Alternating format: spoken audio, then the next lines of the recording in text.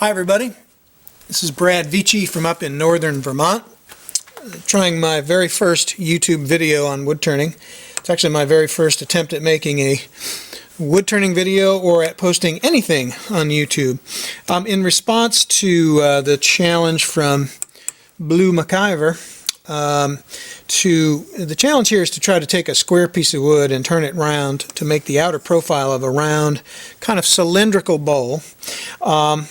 Which he did using a combination of a fairly lightweight lathe and a miter saw that had been rather ingeniously hooked up on a sliding bed so that he could have the wood spinning in one direction and the saw blade going the other way and chip away at this wood.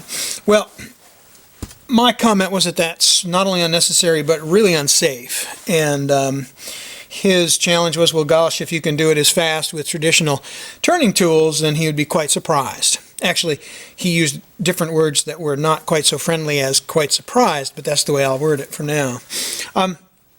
So here we have a 5.5 by 5.5 inch piece of black walnut. It's a little over 3 inches thick.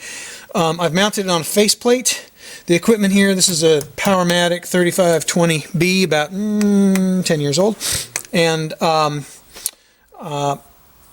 the key element here is that when I turn this, I am not going to take my tool rest and bang away at these corners. That's really the wrong way to go, because the wood fibers in this piece of wood are basically running this way. So that every time that this comes around and hits the gouge, you can be peeling away at the end grain, which will very likely pick up and tear and not cut clean. And very, very often it will splinter right here, as it did there and it did there. And this kind of splintering will give you a really rough surface. It makes a much larger danger in terms of protecting your eyes and your lungs, and sometimes big pieces of wood can fly off.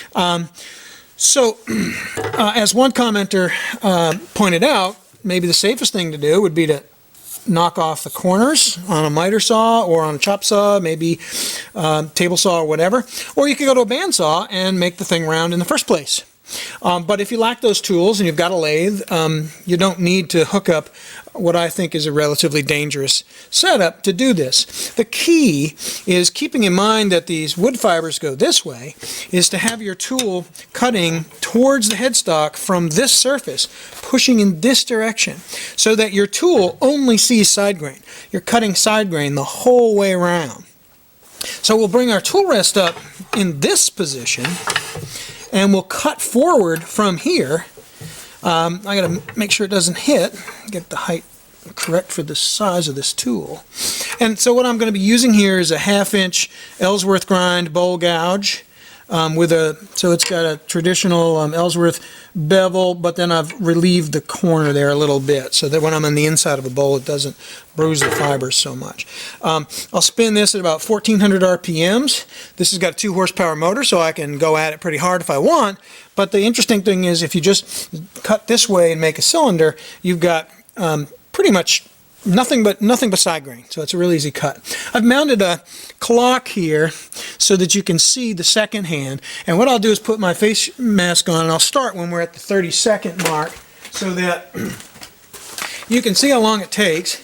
And it's always better to, I'm really not into working fast. It's always better to take a little more time and work at some level of high quality, but that's what the challenge was. So let's turn it up. That was 500 RPMs. This is, let's say 1400. About there. I guess I'll start at the when we're up at the top of the clock here. So this is not the stock tool rest. I've used a smaller rest because it's not as big a monster to work around. And when we're at the top here, I'll give a start. Okay, so I'll just start cutting in this direction.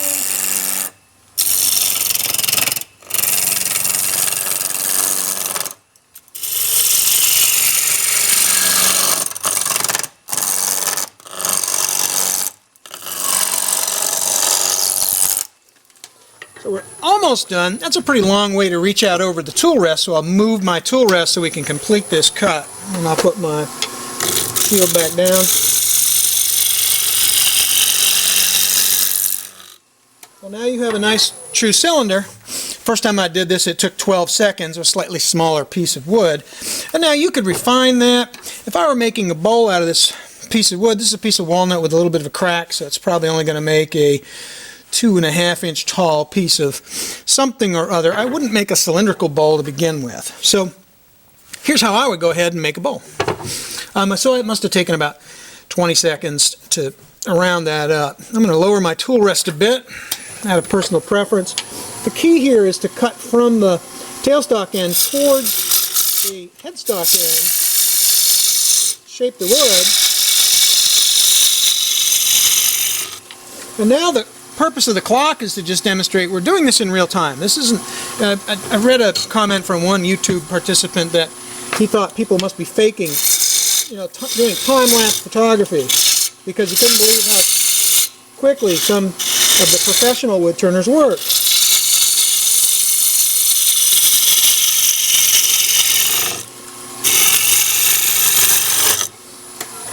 But it's worth remembering, it's worth keeping in mind that a professional wood turner got to make his time pay, or her time pay, so they don't waste a lot of time fooling around.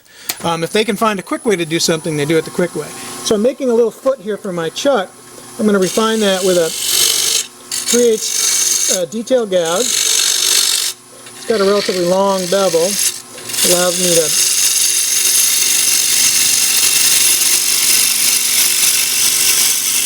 refine that shape a little bit more. And while I've got it mounted here, I think I'll improve the profile.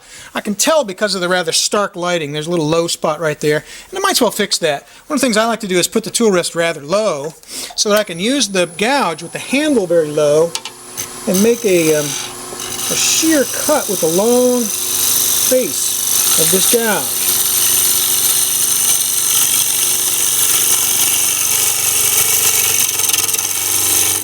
And up here there's still some rough stuff. So this kind of gouge got a very long cutting edge, so if I make a cut like this, I can cut down that sharp, long surface, get a really smooth cut here that probably could be sanded with 150 or 220 right off the tool.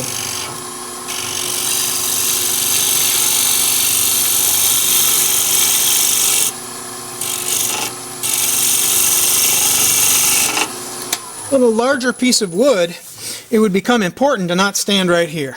If something flies apart, comes flying off the lathe, it's going to come this way. This is called the firing line, and you wouldn't want to be standing right there. So I've got a tenon shaped here for my chuck.